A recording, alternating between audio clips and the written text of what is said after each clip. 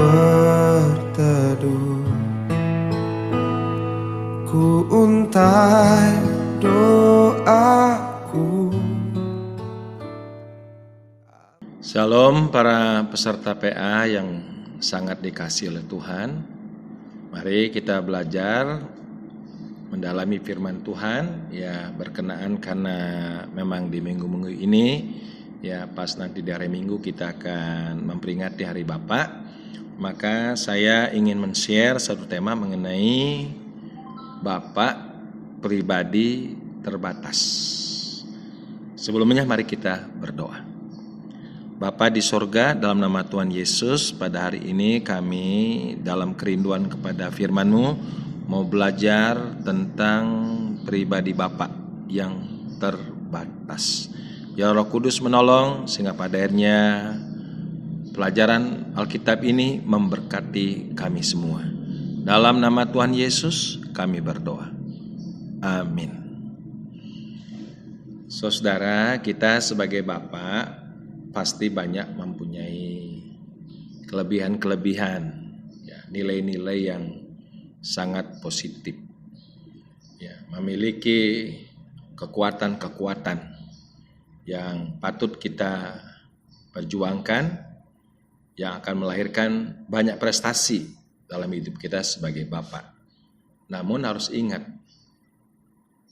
ya, sehebat-hebatnya kita sebagai Bapa, sekuat-kuatnya kita berjuang melahirkan banyak prestasi, harus sadar kita pasti mempunyai titik-titik kelemahan. Nah, banyak orang seringkali lebih fokus melihat titik-titik kekuatannya, titik-titik kelebihannya, titik-titik prestasinya, tapi sangat kurang untuk melihat titik-titik kelemahannya. Nah, ini adalah merupakan satu kesalahan juga. Kita masih lengkap melihat diri kita sebagai seorang Bapa dalam hidup ini. Nah, untuk itu saya mengajak kita akan belajar ya dari Bapak Ishak, anak dari Abraham. Dalam Alkitab banyak dicatat tokoh-tokoh ya, suami sebagai pribadi Bapak dalam rumah tangga. Nah, kita belajar salah satu adalah dari Ishak sebagai seorang Bapak dalam rumah tangga. Saya mempelajari hal ini, Bapak Ishak ini ada banyak memiliki nilai-nilai yang sangat baik, yang sangat positif, memiliki prestasi-prestasi yang sangat membanggakan. Nah, untuk itu sebagai awal kita membaca dari Kejadian 24 ayat 67. Kejadian 24 67. Ya. Dikatakan demikian, lalu Ishak membawa Ribkah ke dalam kemah Sarah ibunya dan mengambil dia menjadi istrinya. Ishak mencintainya. Dan dengan demikian ia dihiburkan setelah ibunya meninggal. Ishak mencintainya. Ini adalah sebuah kekuatan yang sangat dahsyat yang namanya kasih, yang namanya cinta. Saudara, Ishak mencintai istrinya dengan apa adanya. Ya, dan nanti kalau ditelusuri terus dalam pasal-pasal berikutnya, Ishak ini karena cintanya nggak pernah berkhianat terhadap istrinya. Itu nilai yang sangat positif, ya. Dan saya percaya kalau dia memang mencintai istrinya, ya, dia sebagai seorang bapak, walaupun belum punya anak pada waktu itu, di rumahnya pasti ada banyak para gembala, para bujang, para budak. Ishak pasti menjadi seorang bapak yang sangat menyayangi orang-orang yang ada di tengah-tengah keluarganya. Yang kedua, pribadi Ishak ini sebagai seorang bapak adalah pribadi yang meneruskan estafet tanggung jawab. Jadi seorang posisi anak terhadap ayahnya Abraham dan posisinya sebagai seorang bapak dalam rumah tangga, ya, pada waktu ayahnya meninggal, yang mengambil tanggung jawab dalam hal ini bukan Ismail yang menjadi peran utama, tetapi Ishak.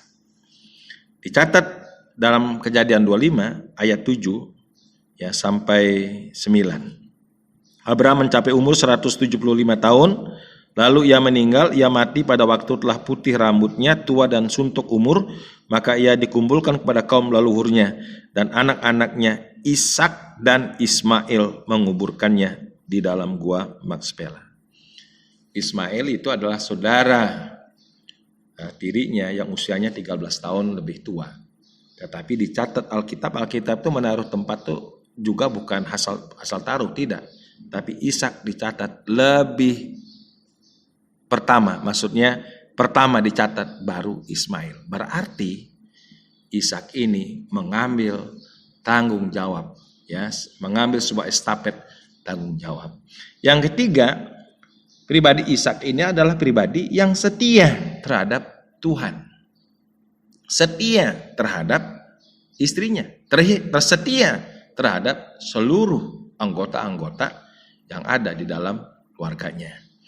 Nah, itu terbukti dari Kejadian 25 bahwa pada waktu Ishak menikah dengan Ribkah umur 40 tahun.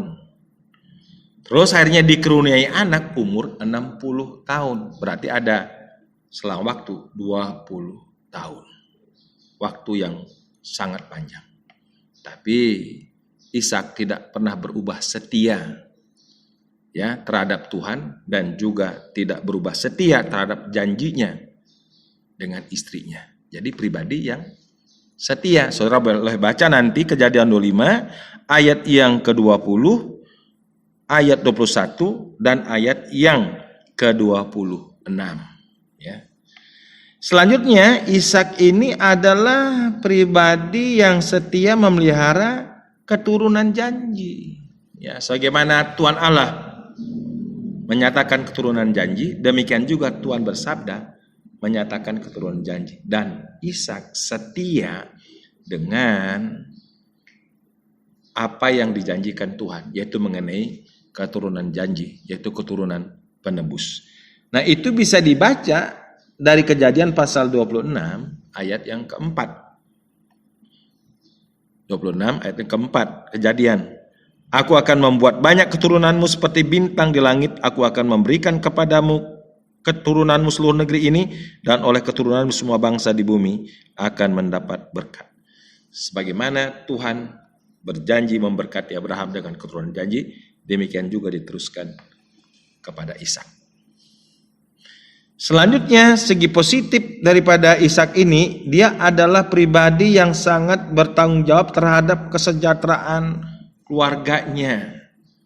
Ya, Ishak ini ya tidak terus mengalami satu keadaan yang establis, ya, yang baik gitu. Tapi Tuhan juga mengizinkan ada masa-masa di mana Ishak mengalami resesi ekonomi, peceklik. Nah, saya pelajari di situ dalam Kejadian pasal 26 keseluruhan di situ, nanti saudara bisa baca. Ya, satu hal yang penting bahwa Ishak ini tidak lari dari tanggung jawab, tidak lari dari masalah. Resesi boleh terjadi, ya, peceklik ekonomi boleh terjadi, kelaparan bisa dialami. Itu biasa aja. Tetapi yang luar biasa adalah Ishak tetap bertanggung jawab, tidak lari daripada persoalan. Nah, banyak lagi kelebihan-kelebihan daripada pribadi Bapak Ishak ini, ya. Kalau kita lihat nanti satu persatu, banyak sekali segi positifnya, titik-titik kelebihannya luar biasa. Tetapi dari semua hal yang positif yang merupakan kekuatan-kekuatan Ishak untuk berprestasi, Bapak Ishak untuk berprestasi, tapi tetap Bapak Ishak tidak sempurna. Abraham tidak sempurna. Nuh tidak sempurna. Yakub tidak sempurna. Ada Yosua dalam Alkitab tidak sempurna. Musa juga tidak sempurna. Banyak nilai plusnya, tapi ada juga sisi negatifnya, lemahnya. Nah, saudara, itu dicatat dalam Kejadian pasal 26 ini ayat 7 sampai 9, bahwa Ishak pernah tidak berani mengakui Ribkah sebagai istrinya karena istrinya sangat cantik ya di depan Raja Abimelek. Akhirnya menimbulkan prahara. Ya.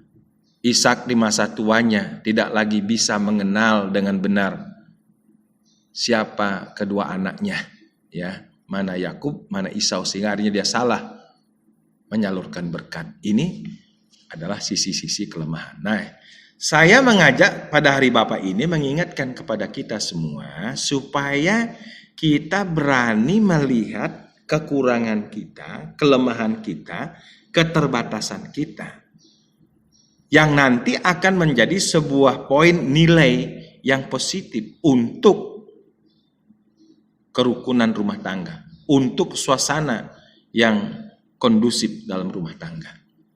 Saudara, dengan kita menyadari kelemahan dan juga kekurangan kita atau keterbatasan kita, maka kita sebagai bapak akan bisa terbuka. Artinya kita bisa memberi ruang di hati kita. Kepada siapa? Ya kepada istri kita, ya kepada anak-anak. Mak, bapak ini nggak sempurna. Nah, bapak ini nggak sempurna. Bapak berjuang dengan maksimal, tapi bapak juga tidak sempurna. Ya, kalau kita ada ruang terbuka menyambut masukan-masukan dari anak-anak kita, dari istri kita, ini akan memunculkan justru keakraban hubungan. Tapi kalau kita bapak sebagai bapak kita tertutup, segala sesuatu, misalnya ada anak memberikan pendapat dan kita terus memberikan sebuah bantahan-bantahan, nah justru akan melahirkan hubungan yang tidak baik. Justru hubungan kita akan menjadi renggang. Tapi pada waktu kita menyatakan keterbukaan ya sebagai satu kekurangan kita, ini memberikan tempat ya kepada orang lain, ya khususnya kepada istri, anak-anak di rumah, untuk kita bisa lebih saling mengisi satu sama lain. Itu yang pertama. Yang kedua, kalau kita sebagai bapak menyadari keterbatasan kita, maka kita akan menyadari kita adalah manusia biasa yang punya kekurangan, artinya tidak superior. Ya, jadi kita ini bapak, sehebat apapun kita bapak, kita ini nggak boleh mengangkat diri sebagai pribadi yang superior. Bisa semua muanya, ngomong apa juga bisa. Ya, tapi ngomong berdasarkan ngotot tanpa data, itu namanya pribadi yang merasa diri superior. Hebat itu sombong namanya, keangkuhan hidup. Ya, makanya dengan kita berani melihat keterbatasan kita, terus berani juga mengakui, kita memberikan ruang masukan untuk diri kita. Yang kedua, akan menyadarkan kita manusia biasa yang mempunyai kekurangan, tidak bisa segala-galanya. Ada banyak yang bisa kita lakukan, tetapi juga tidak segala-galanya. Kita menjadi orang yang sangat menyadari kita mempunyai kekurangan. Kalau kita menjadi bapak yang berani mengakui keterbatasan, ya, maka kita menjadi bapak yang terbuka, menjadi bapak yang merasa ada kekurangan, meyakini ada kekurangan, dan akhirnya kita menjadi pribadi bapak yang rendah hati. Rendah hati ini bukan berarti rendah diri, inferior. Ya, kalau kita mengakui kelemahan kekurangan kita bukan berarti itu satu aib. Ya, itu jangan menjadi membuat kita tidak confident sebagai bapak. Tetap kita sebagai bapak di rumah tangga sebagai pimpinan, ya kalau perlu memang kita harus tegas tetap dalam segala sesuatu. Ya, mengambil sebuah keputusan-keputusan, kita tetap menjadi bapak yang berwibawa. Mengakui kekurangan bukan berarti melunturkan kewibawaan. Ya, jadi makanya ini saya ajak kepada bapak-bapak, kita harus lengkap melihat ke dalam, looking inside. Ada banyak nilai-nilai positif. Dari banyak nilai-nilai positif, harus sadar ada nilai-nilai yang juga menjadi kekurangan. Nah, bapak-bapak yang mau mengakui keterbatasannya, mengakui kekurangannya, maka dia menjadi pribadi yang rendah hati. Saya percaya justru bapak yang seperti ini akan lebih memberkati rumah tangganya. Saya ucapkan selamat Hari Bapak, ya, selamat akan kita merenungkan menghayati Hari Bapa. Jadilah pribadi Bapa sesosok yang mengakui, yang berani terbuka mengakui keterbatasannya. Sehingga pada akhirnya dia menjadi Bapak yang rendah hati, sehingga menjadi Bapak yang rendah hati, dia terus membawa pergumulan rumah tangganya di dalam doa untuk terus bergantung kepada Tuhan. Selamat menghayati Hari Bapa. Tuhan Yesus memberkati. Kita berdoa.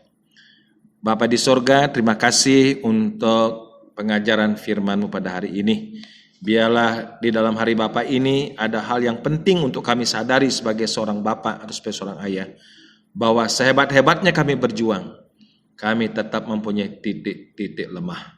Kami sungguh bersyukur bahwa Engkaulah Tuhan Yesus yang telah datang, telah betul-betul menyatakan kasih-Mu bukan dari titik yang terkuat, tapi justru dari titik yang terlemah dari hidup kami. Engkau telah mengasihi kami. Jadi kalau kami sebagai Bapa menyadari bahwa kami telah mulai mendapatkan kasih karunia dari Tuhan, biarlah kami juga mau berani terbuka, mengakui keterbatasan, mengakui kekurangan, supaya menjadi pribadi Bapa yang rendah hati, yang lebih memberkati rumah tangganya. Dalam nama Yesus kami berdoa. Amin.